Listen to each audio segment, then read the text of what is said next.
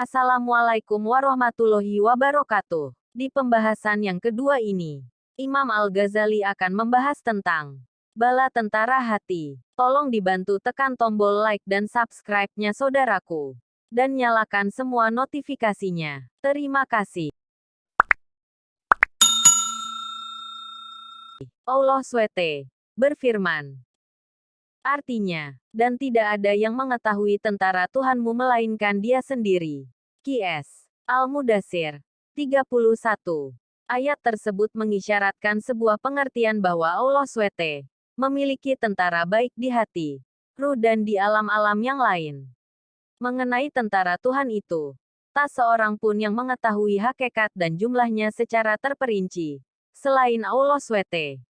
Dalam pembahasan ini, kami akan membahas tentang sebagian tentara hati yang berkaitan dengan apa yang menjadi tujuan kami dalam kajian ini. Hati memiliki dua macam tentara, yaitu 1. Pasukan tentara yang dapat dilihat oleh penglihatan mata.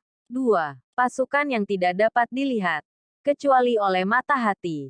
Hati menempati posisi sebagai raja, sementara bala tentaranya adalah sebagai pembantu baginya. Adapun tentara hati yang dapat dilihat oleh mata ialah tangan, kaki, mata, telinga, lidah dan semua anggota tubuh lahir lainnya. Semuanya baik yang lahir maupun yang batin adalah sebagai pembantu hati yang selalu tunduk kepadanya.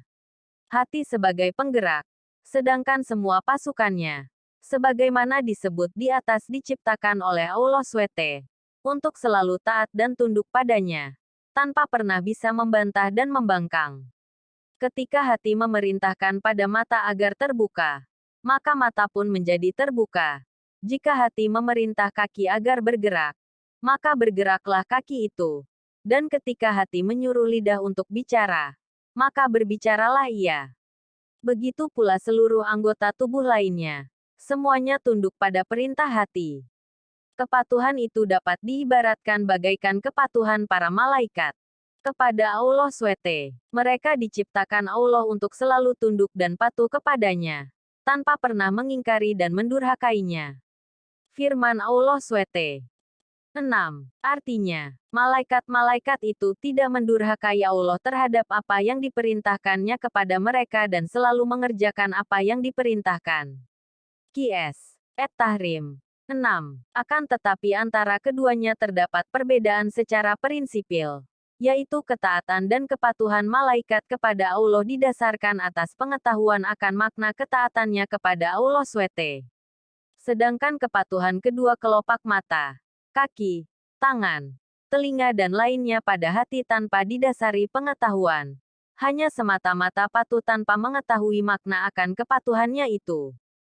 Kebutuhan hati terhadap bala tentaranya itu ibarat kebutuhan seseorang akan kendaraan dan perbekalan yang diperlukan untuk menempuh perjalanan menuju kepada Allah SWT. Sebagaimana yang menjadi tujuan, mengapa ia diciptakan, yaitu menempuh perjalanan menuju kehadirat Allah SWT, dan mematahkan segala aral dan rintangan yang merintangi perjalanannya menuju kepada Allah SWT. Allah SWT berfirman. 56. Artinya, dan aku tidak menciptakan jin dan manusia melainkan supaya mereka menyembahku. Qs. Az-Zariyat 56. Kendaraan hati itu ialah badan, sementara bekalnya adalah ilmu. Sedangkan sebab-sebab yang mengantarkannya untuk mendapatkan bekal dan memungkinkan untuk berbekal dengannya adalah amal saleh. Seorang hamba tidak mungkin akan dapat sampai ke hadirat Allah SWT selama ia tidak meninggalkan kecenderungan-kecenderungan nafsu syahwatnya. Dan ia dituntut untuk dapat melampaui kehidupan dunia yang sementara ini sebagai sarana untuk mencapai keselamatan dan kebahagiaan hidup di akhirat. Karena dunia adalah sebagai ladang bagi kehidupan akhirat. Kehidupan dunia menjadi tempat untuk meraih petunjuknya. Ia dinamakan dunia karena merupakan tempat yang terdekat di antara dua tempat. Oleh sebab itu, adalah menjadi keniscayaan bagi setiap hamba untuk mencari dan mengumpulkan bekal buat kehidupan selanjutnya yang lebih kekal, yaitu kehidupan akhirat. Badan menjadi kendaraan bagi hati untuk dapat mencapai kehidupan akhirat. Oleh sebab itu menjaga dan merawat badan menjadi keharusan. Ia perlu makan dan harus dilindungi dari segala hal yang dapat merusak dan membinasakannya. Dalam upayanya untuk memperoleh makanan, badan membutuhkan dua macam tentara. Tentara batin, yaitu syahwat, dan tentara lahir, seperti tangan dan anggota-anggota badan lainnya yang berfungsi untuk mendapatkan makanan. Allah menciptakan sesuatu di dalam hati berupa syahwat dan menciptakan anggota badan sebagai alat yang diperlukan untuk mendapatkan makanan. Itu semua diperlukan oleh badan manusia untuk mempertahankannya dari kebinasaan. Demi keperluan ini, diperlukan dua macam tentara, yaitu tentara batin, berupa amarah al-ghadab, yang berfungsi untuk menangkal segala macam ancaman yang akan merusaknya dan sebagai sarana membalas serta menghukum musuh-musuhnya. Dan tentara lahir, yaitu anggota badan seperti tangan dan kaki yang berfungsi untuk mewujudkan dan melaksanakan kehendak amarah, untuk mempertahankan diri dan melakukan perlawanan terhadap setiap gangguan dan ancaman secara eksternal. Jadi semua anggota badan merupakan senjata baginya. Badan membutuhkan makanan.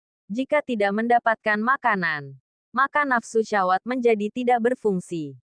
Seseorang tidak dapat memperoleh sesuatu dari sekedar keinginannya untuk makan, sebab pada dasarnya ia memerlukan pengetahuan mengenai makanan yang diperlukan.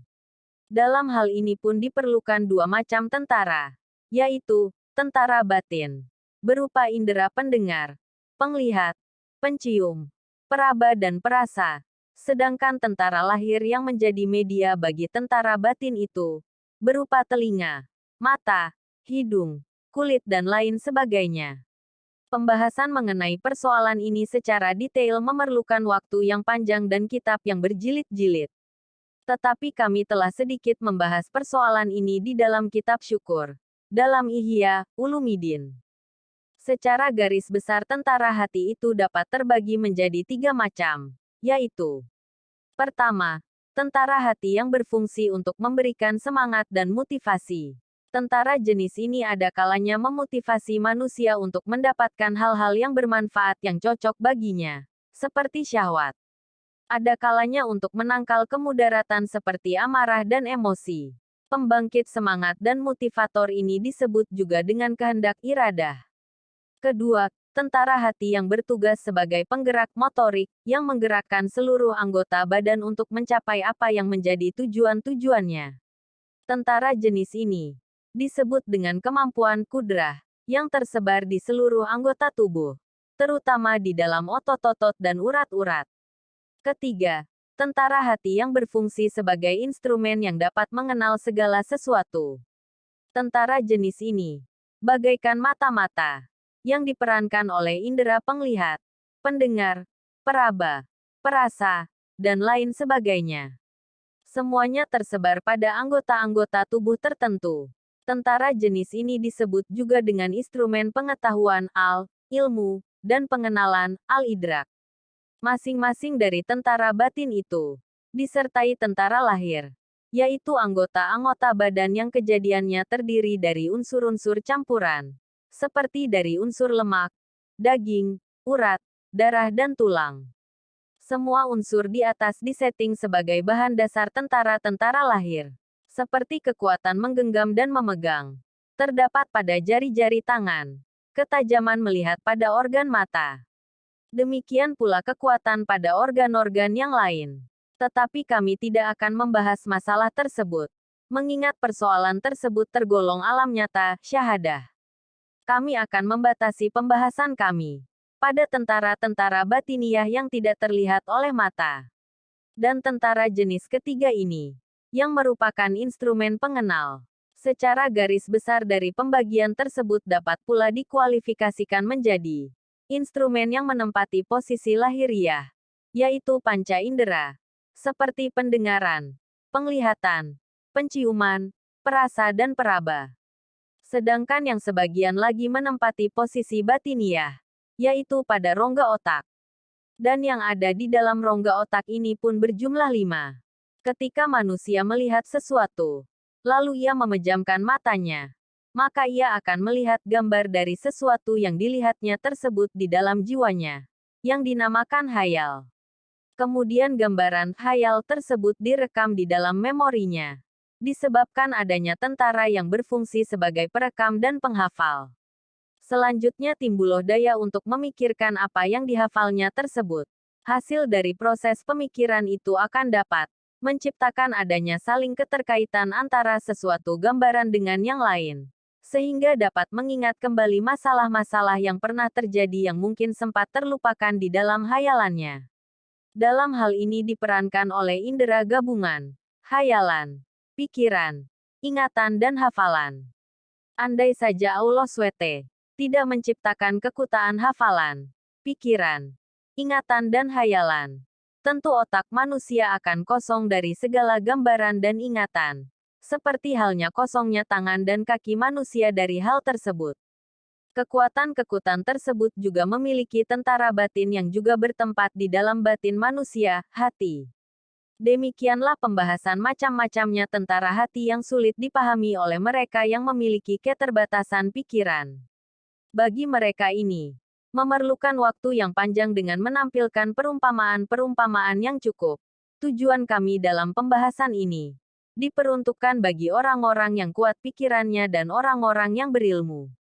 Sekalipun begitu, kami akan berupaya dengan sungguh-sungguh untuk menampilkan contoh-contoh konkret yang memungkinkan untuk dapat dicerna dan dipahami oleh orang-orang awam yang memiliki keterbatasan pikiran dalam memahaminya.